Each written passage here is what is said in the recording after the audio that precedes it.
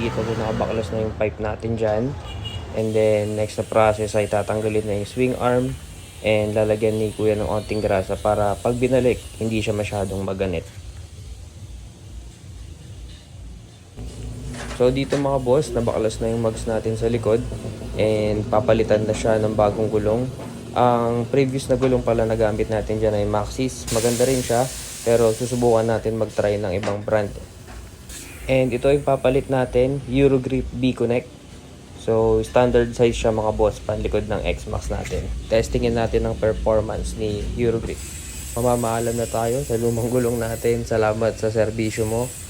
Thank you very much. Dito mga boss, nililinis na siya para pag sinalpak yung bagong gulong, maganda yung lapat niyan.